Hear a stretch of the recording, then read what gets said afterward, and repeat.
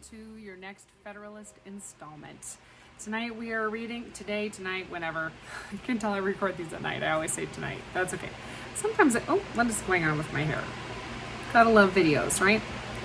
Okay, Federalist 15. This is a long one, so put your earbuds in and enjoy. Concerning the defects of the present Confederation in relation to the principle of legislation for the states in their collective capacities. In the course of the preceding papers, I have endeavored, my fellow citizens, to place before you in a clear and convincing light the importance of union to your political safety and happiness. I have unfolded to you a complication of dangers to which you would be exposed should you permit that sacred knot which binds the people of America together to be severed or dissolved by ambition, or by avarice, by jealousy, or by misrepresentation.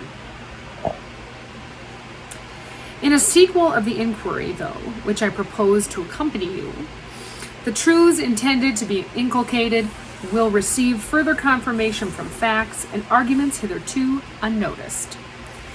If the road over which you will still have to pass should in some places appear to you tedious or irksome, you will recollect that you are in quest of information on a subject most momentous, which can engage the attention of a free people, that the field through which you have to travel is in itself spacious, and that the difficulties of the journey have been unnecessarily increased by the mazes of which sophistry has beset the way. It will be my aim to remove the obstacles to your progress as in compendious a manner as it can be done without sacrificing utility to dispatch. In pursuance of the plan which I have laid down for the discussion of the subject, the point next in order to be examined is the, quote, insufficiency of the present Confederation to the preservation of the Union, end quote. It may perhaps be asked what need there is of reasoning or proof to illustrate a position which is neither controverted nor doubted, to which the understandings and feelings of all classes of men assent, and which in substance is admitted by the opponents as well as by the friends of the new Constitution. It must in truth be acknowledged that however these may differ in other respects, they in general appear to harmonize in the opinion that there are material imperfections in our national system, and that something is necessary to be done to rescue us from impending anarchy. The facts that support this opinion are no longer objects of speculation. They have forced themselves upon the sensibility of the people at large, and have at length extorted from those whose mistaken policy has the principal share in precipitating the extremity at which we are arrived, a reluctant confession of the reality of many of those defects in the scheme of our federal government which have been long pointed out and regretted by the intelligent friends of the Union.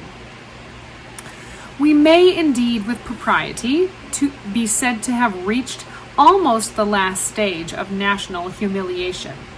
There is scarcely anything that can wound the pride, degrade the character of an independent people which we do not experience. Are there engagements to the performance of which we are held by every tie respectable among men? These are the subjects of constant and unblushing violation. Do we owe debts to foreigners and to our own citizens contracted in a time of imminent peril for the preservation of our political existence? These remain without any proper or satisfactory provision for their discharge. I love that he didn't like that we had debts to foreign nations. I also wish we didn't have debts to foreign nations. Okay, back to the Federalist. Have we valuable territories and important posts in the possession of a foreign power, which by express stipulations ought long since to have been surrendered? These are still retained to the prejudice of our interests, not less than our rights. Are we in a condition to resent or to repel the aggression? Have we neither troops nor treasury nor government? Are we even in a condition to remonstrate, whichever it is, with dignity The just imputations on our own faith in respect to the same treaty ought first to be removed. Are we entitled by nature and compact to a free participation in the navigation of the Mississippi? Spain excludes us from it. Is public credit an indispensable resource in time of public danger? We seem to have abandoned its cause as desperate and irretrievable. Is commerce of importance to national wealth? Ours is at the lowest point of declension. Is respectability in the eyes of foreign powers a safeguard against foreign encroachments? The imbecility of our government even forbids them to treat with us. Our ambassadors abroad are the mere pageants of mimic sovereignty. Is a violent and unnatural decrease in the value of land a symptom of national distress? The price of improved land in most parts of the country is much lower than can be accounted for by the quantity of wasteland at market, and can only be fully explained by that want of private and public confidence which are so alarmingly prevalent among all ranks, and which have a direct tendency to depreciate property of every kind. Is private credit the friend and patron of industry? That most useful kind which relates to borrowing and lending is reduced within the narrowest limits, and this still more from an opinion of insecurity than from scarcity of money. To shorten an enumeration of particulars which can afford neither pleasure nor instruction, it may be in general be demanded that what indication is there of national disorder, poverty, and insignificance that could befall a community so peculiarly blessed with natural advantages as we are, which does not form a part of the dark catalogue of our public misfortunes? This is the melancholy situation to which we have been brought by those very maxims and counsels which would now deter us from adopting the proposed Constitution, and which, not content with having conducted us to the brink of a precipice, seem resolved to plunge us into the abyss that awaits us below. Here, my countrymen, impelled by every motive that ought to influence an enlightened people, let us make a firm stand for our safety, our tranquility, our dignity, our reputation. Let us at last break the fatal charm which has too long seduced us from the paths of felicity and prosperity. It is true, as has been before observed, that facts, too stubborn to be resisted, have produced a species of general assent to the abstract proposition that there exist material defects in our national system. But the usefulness of the concession on the part of the old adversaries of federal measures is destroyed by a strenuous opposition to a remedy upon the only principles that can give it a chance of success. While they admit that the government of the United States is destitute of energy, they contend against conferring upon it those powers which are requisite to supply that energy. They seem still to aim at things repugnant and irreconcilable, and an augmentation of federal authority without admonition of state authority, at sovereignty in the Union and complete independence in the members. They still, in fine, seem to cherish with blind devotion the political monster of an imperium in imperio. This renders a full display of the principal defects of the Confederation necessary in order to show that the evils we experience do not proceed from minute or partial imperfections, but from fundamental errors in the structure of the building, which cannot be amended otherwise by an alteration in the very elements and the main pillars of the fabric. The great and radical vice in the construction of the existing Confederation is the principle of legislation of states or governments in their corporate or collective capacities. There's a lot of all caps right there. And as contradistinguished from the individuals of whom they can consist. Though this principle does not run through all the powers delegated to the Union, yet it pervades and governs those on which the efficacy of the rest depends, except as to the rule of appointment. The United States have an indefinite direction to make requisitions for men and money, but they have no authority to raise either by regulations extending to the individual citizens of America. The consequence of this is that, though in theory their resolutions concerning those objects are laws, constitutionally binding on the members of the Union, yet in practice they are mere recommendations which the states observe or disregard at their option. It is a singular instance of the capriciousness of the human mind that after all the admonitions we have had from experience on this head, that there should still be found men who object to the new Constitution for deviating from a principle which has been found the bane of the old, and which is in itself evidently incompatible with the idea of a government. A principle, in short, which, if it is to be executed at all, must substitute the violent and sanguinary agency of the sword to the mild influence of the magistracy. There is nothing absurd or impracticable in the idea of a league or alliance between independent nations for certain defined purposes precisely stated in a treaty, regulating all the details of time, place, circumstance, and quantity, leaving nothing to future discretion, and depending for its execution on the good faith of the parties. Compacts of this kind exist among all civilized nations, subject to the usual vicissitudes of peace and war, of observance and non-observance, as the interests or the passions of the contracting powers dictate. In the early part of the present century, there was an epidemical rage in Europe for this species of compacts, from which the politicians of the times fondly hoped for benefits which were never realized. With a view to establishing the equilibrium of power and the peace of that part of the world, all the resources of negotiation were exhausted, and triple and quadruple alliances were formed. But they were scarcely formed before they were broken.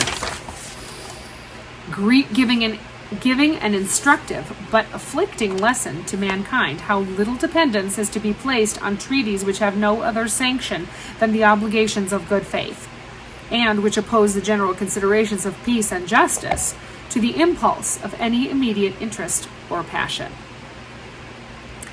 If the particular states in this country are disposed to stand in a similar relation to each other, and to drop the project of a general discretionary superintendence, the scheme would indeed be pernicious, and would entail upon us all the mischiefs which have been enumerated under the first head.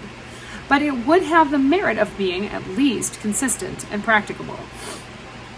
Abandoning all views toward a confederate government, this would bring us to a simple alliance, offensive and defensive, that would place us in a situation to be alternately friends and enemies of each other, as our mutual jealousies and rivalships, nourished by the intrigues of foreign nations, should prescribe to us. But if we are unwilling to be placed in this perilous situation, if we still adhere to the design of a national government, or, which is the same thing, of a superintending power, under the direction of a common council, we must resolve to incorporate into our plan those ingredients which may be considered as forming the characteristic difference between a league and a government. We must extend the authority of the Union to the persons of citizens, the only proper objects of government. Government implies the power of making laws. It is essential to the idea of a law that it be attended with a sanction, or in other words, a penalty or punishment for disobedience. If there be no penalty annexed to disobedience, the resolutions or commands which pretend to be laws will in fact amount to nothing more than advice or recommendation. This penalty, whatever it may be, can only be inflicted in two ways: by the agency of the courts and ministers of justice, or by military force, or by the coercion of the magistracy, or by the coercion of arms. The first kind can evidently apply only to men, and the last kind must of necessity be employed against bodies politic, or communities, or states. It is evident that there is no process of a court by which their observance of the laws can, in the last resort, be enforced. Sentences may be denounced against them for violations of their duty, but these sentences can only be carried into execution by the sword. They're talking about the states. In association, where the general authority is confined to the collective bodies of the communities that compose it, every breach of the laws must involve a state of war, and military execution must become the only instrument of civil obedience. Such a state of things can certainly not deserve the name of government, nor would any prudent man choose to commit his happiness to it. There was a time when we were told that breaches by the states of the regulations of the federal authority were not to be expected, that a sense of common interest would soon preside over the conduct of their respective members, and would beget a full compliance with all the constitutional requisitions of the Union. The language at the present day would appear as wild as a great part of what we now hear from the same quarter will be thought, when we shall have received further lessons from that best oracle of wisdom, experience. It at all times betrayed an ignorance of the true springs by which human conduct is actuated, and belied the original inducements to the establishment of civil power. Why has government been instituted at all? Because the passions of men will not conform to the dictates of reason and justice without constraint. Should we say that again? That was good. We need to be reminded of that. Why has government been instituted at all? Because the passions of men will not conform to the dictates of reason and justice without constraint. In that other Federalist, it says, if angels ran the government, we wouldn't need we wouldn't need government at all, or something like that. Has it been found that bodies of men act with more rectitude or greater disinterestedness than individuals? The contrary of this has been affirmed by all accurate observers of the conduct of mankind, and the inference is founded upon obvious reasons. Regard of reputation has a less active influence when the infamy of a bad action is to be divided among a number than when it is to fall singly upon one. A spirit of faction, which is apt to mingle its poison in the deliberations of all bodies of men, will often hurry the persons of whom they are composed into improprieties and excesses for which they would blush in private capacity. In addition to all this, there is, in the nature of sovereign power, sorry, my voice is getting dry. This is a long one. Okay. In addition to all of this, there is, in the nature of sovereign power, an impatience of control, which disposes those who are invested with the exercise of it to look with an evil eye upon all external attempts to restrain or direct its operations. Oh, nothing has changed. From this spirit it happens that in every political association which is formed upon the principle of uniting in a common interest a number of lesser sovereignties, there will be found a kind of eccentric tendency in the subordinate of inferior orbs, by the operation of which there will be a perpetual effort in each to fly off from the common center. This tendency is not difficult to be accounted for. It has its origin in the love of power. Power controlled or abridged is almost always the rival and enemy of that power by which it is controlled or abridged. This simple proposition will teach us how little reason there is to expect that the persons entrusted with the administration of the affairs of the particular members of a confederacy will at all times be ready with perfect good humor and an unbiased regard to the public weal to execute the resolutions or decrees of the general authority. The reverse of this results from the constitution of man. If, therefore, the measures of the Confederacy cannot be executed without the intervention of the particular administrations, there will be little prospect of their being executed at all. The rulers of the respective members, whether they have a constitutional right to do it or not, will undertake to judge of the propriety of the measures themselves. They will consider the conformity of the thing proposed or required to their immediate interests or aims, the momentary conveniences or inconveniences that would attend its adoption. All this will be done, And in a spirit of interested and suspicious scrutiny, without that knowledge of national circumstances and reasons of state, which is essential to a right judgment, and with that strong predilection in favor of local objects, which can hardly fail to mislead the decision. The same process must be repeated in every member of which the body is constituted. And the execution of the plans framed by the councils of the whole will always fluctuate on the discretion of the ill-informed and prejudiced opinion of every part. Those who have been conversant in the proceedings of popular assemblies, who have seen how difficult it often is when there is no exterior pressure or circumstances to bring them to harmonious resolutions on important points, will readily conceive how impossible it must be to induce a number of such assemblies deliberating at a distance from one another at different times and under different impressions long to cooperate in the same views and pursuits. In our case, the concurrence of 13 distinct sovereign wills is requisite under the Confederation to the complete execution of very important measure that proceeds from the Union. It has happened as was to have been foreseen. It has happened as was to have been foreseen. I'm sorry, that was the whole sentence. Sometimes there's so many commas. The measures of the Union have not been executed. The delinquencies of states have, step by step, matured themselves to an extreme which has at length arrested all the wheels of the national government and has brought them to an awful stand. Congress at this time scarcely possesses the means of keeping up the forms of administration till the states can have time to agree upon a more substantial substitute for the present shadow of a federal government. Things did not come to this desperate extremity at once. The causes which have been specified produced at first only unequal and disproportionate degrees of compliance with the requisitions of the Union. The greater deficiencies of some states furnished the pretext of example, and the temptation of interest to the complying, or at least delinquent states.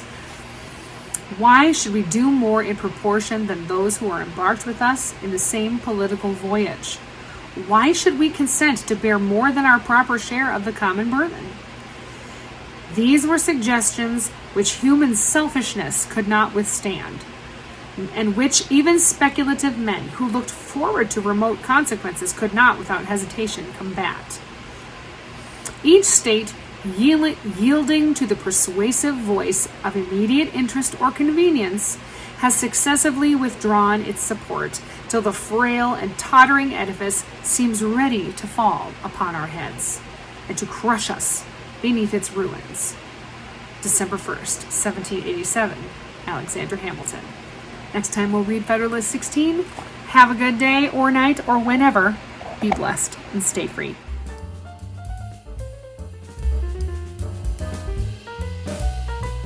Thanks for watching The Practical Patriot. Like and subscribe below. That's right.